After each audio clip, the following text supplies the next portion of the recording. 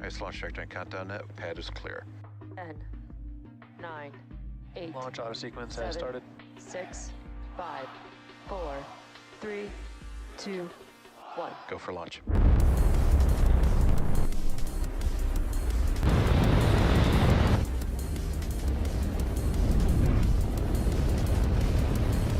Vehicle is supersonic. Stage separation confirmed. Dragon, separation confirmed.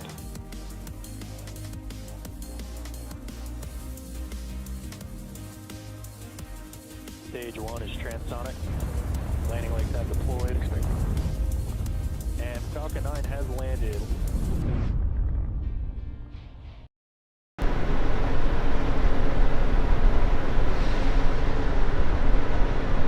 Falcon 9 is the startup.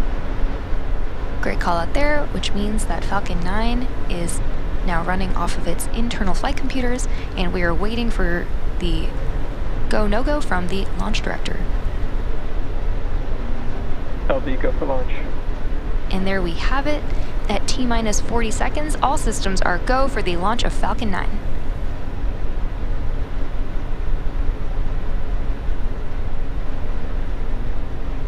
T-minus 30 seconds.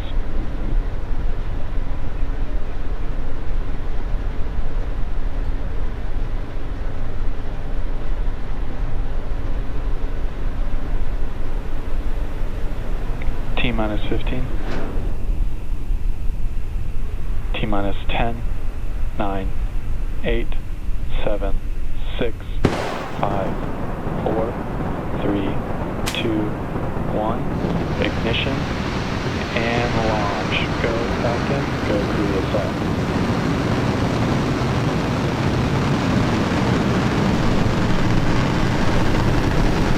Vehicle is pitching downrange.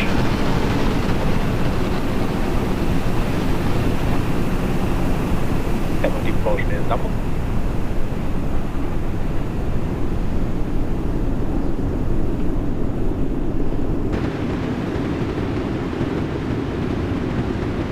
Falcon 9 has successfully lifted off from Launch Complex 39A at Kennedy Space Center, carrying the Koreasat 6A satellite. During ascent, we tilt or gimbal the engines, and that turns the rocket horizontally, Power and telemetry nominal. a maneuver known as a gravity turn. We're still going up, but now we're also heading horizontally away from the launch pad. Moments ago, we throttled the engines down in preparation for max Q, or maximum aerodynamic pressure. Falcon 9 is supersonic. Great callouts on the nets. And max Q is a critical moment during flight because the combined stresses caused by Falcon 9 that are caused by Falcon 9 accelerating through the atmosphere and the ambient static pressure are at their greatest. Max Q. Great call out for max Q right there. The rocket typically needs to go 17,500 miles per hour horizontally in order to avoid being pulled back down to Earth and get into orbit. Now we have 6 events coming up in quick succession. Main engine cutoff, or MECO, stage separation, stage 1 flip, second engine start 1, or SES1, boost back start, boost back burn start, and fairing separation. During MECO, we'll shut down the 9 Merlin engines, which is followed by stage separation. Once separated from the second stage, the booster will flip its orientation. Following a nominal trajectory. The booster will flip its orientation and begin heading back to Earth with a short boost back burn, while simultaneously the second stage MVAC engine will ignite for the first time, followed quickly by fairing separation. We should see all of those events happening back to back in the next few seconds.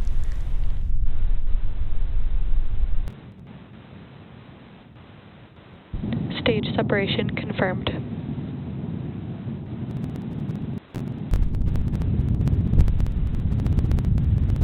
Stage 1 boost back startup. MVAC ignition.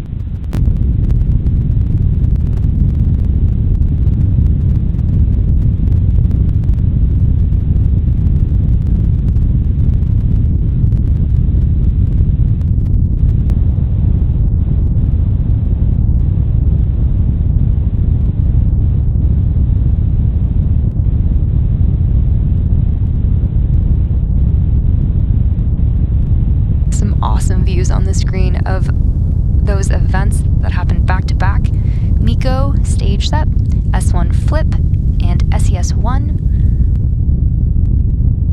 Fairing separation confirmed. An awesome view of fairing separation as well. We'll be attempting to retrieve these fairing halves again today once they fall back to Earth using our recovery vessel, Doug.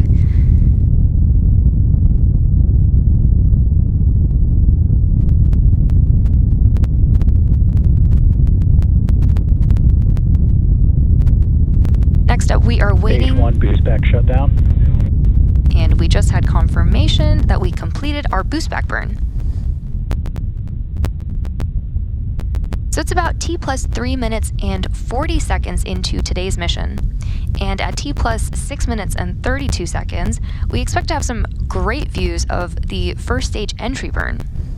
For the entry burn, we relight 3 of the M1D engines on the first stage. Both vehicles continue to follow nominal trajectories. Starting with the center E9 engine, followed shortly after by the E1 and E5 engines, which slows down the vehicle as it passes back into Earth's atmosphere. We need to slow down to reduce re-entry forces, which ultimately helps us recover and reuse the first stage. During the entry burn, Falcon 9 is decelerating by firing its Merlin engines, but we're still moving really, really fast. And this causes the vehicle to fly through Merlin's exhaust gases, which is also known as the rocket's plume. And this deposits a layer of soot on the vehicle surface, which is why our flight-proven vehicles look so toasty. And that soot comes from the carbon-based fuel that Falcon 9 uses, the RP-1. Reusability is key to lowering the cost of spaceflight, which enables more investment in critical scientific research. And as a reminder, the Falcon 9 first stage that is supporting today's mission will be performing this entry burn for its 23rd time. It is a super clear today, and we have some really great views. You can see that both the Stage 1 and Stage 2 vehicles continue to pick up speed. The Merlins on the first stage are Both vehicles optimized. continue to follow nominal trajectories. Great callouts there. The Merlins on the first stage are optimized for sea level, and these achieve around 190,000 pounds of thrust during ascent and entry. The MVAC engine is optimized to operate in space and produces 220,500 pounds of thrust in vacuum. So after entry burn and landing burn, we will shut down our MVAC engine on the second stage, and then the landing burn will actually happen after that. And as a reminder, we are targeting a landing at landing zone 1 at Cape Canaveral. Stage 1 entry burn startup. And there is the beginning of entry burn.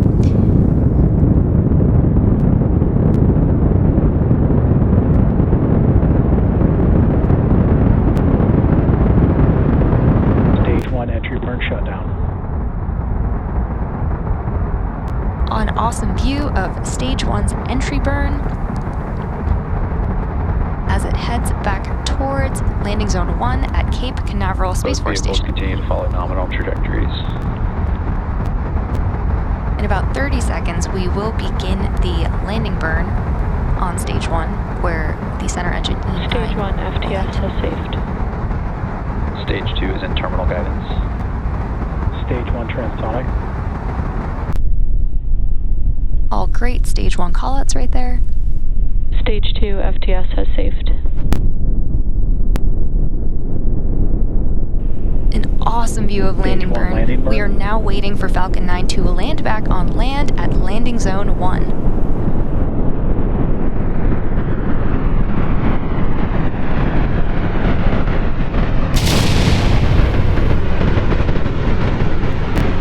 Stage 1 landing with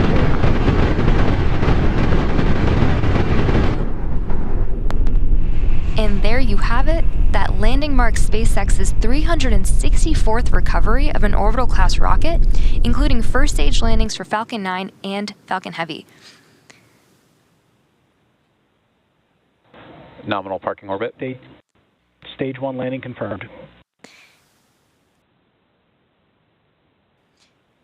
We also had SECO 1, and with that, let's return to our mission in progress. The second stage is now embarking on its coast phase, during which we're going to take a short break. And after the coast phase, we will light that MVAC engine for a second time, around the T plus 28 minute mark, and that will be followed by payload deploy around the T plus 34 minute mark. So we'll see you back here in about 20 minutes.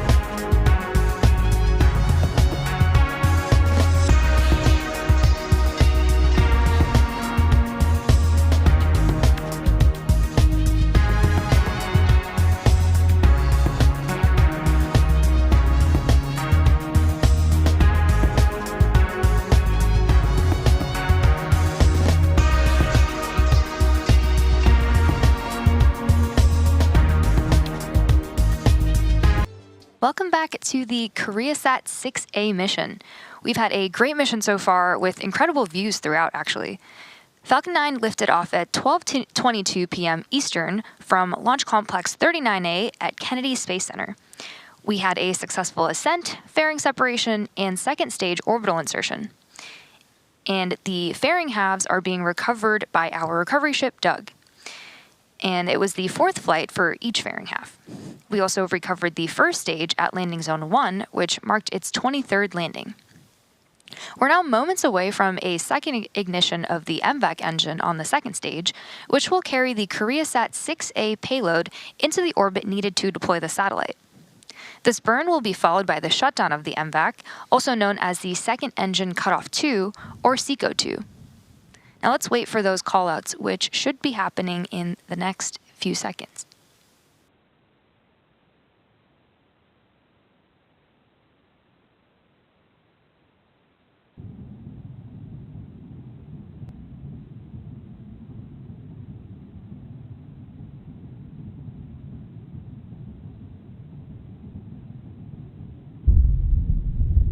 An awesome view of the MVAC, which has now lit up for its second burn.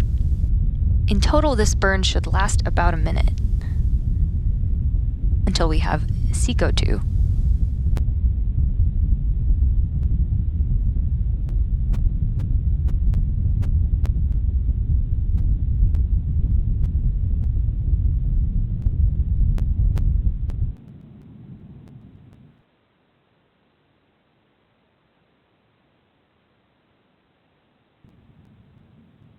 Nominal orbit insertion. And with that call out, we have second engine cutoff, or SECO 2, and we're now just a few minutes away from payload deploy. Our customer for today's mission is KTSat. And Koreasat 6A will deliver both fixed satellite service and broadcasting satellite service to South Korea, and with its Korea Augmentation Satellite System, or CAS-2 payload, KTSat will be able to provide advanced satellite broadcasting, communication, and navigation services to civil, government, and military customers in Korea. We had an awesome view right there of the payload, which is the CAS payload. And that is a government project led by the Ministry of Land, Infrastructure, and Transport.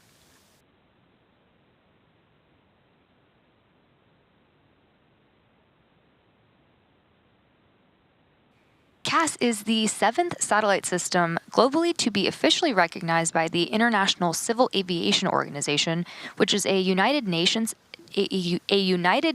agency that sets standards and regulations for aviation safety. CAS is expected to improve the GPS position error distance in real time to ensure positioning reliability throughout the country. And we continue to have beautiful views of the second stage intermittently as it prepares to deploy Koreasat 6A.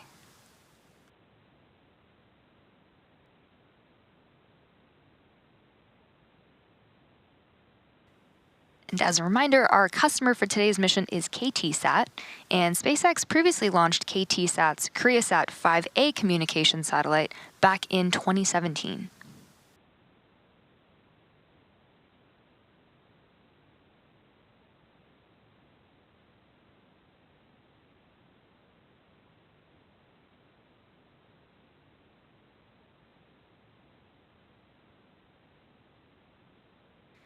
We will continue to have views, and we will have views of payload deploy, which is in about 15 seconds from now.